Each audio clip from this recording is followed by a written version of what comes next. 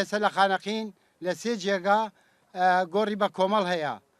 ئەو خەڵکانە لێ خراونەتەنا ئەو گۆڕ بە کۆمەڵانە، بەڵام تا ئێستاکە ژمارەی تەواوی تاکبەتاکی ئەو گۆڕە کۆمەڵانە بە دەقیقی نەزران هەتاکە ئەو کاتە هەڵ نەدرێتەوە.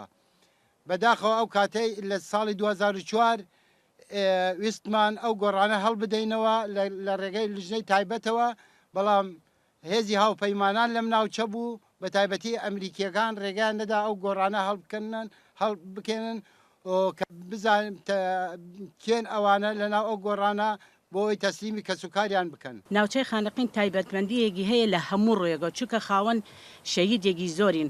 61 شەهیدمان هەیە بێسەروشۆن شەهیدی ڕاپەڕین 91.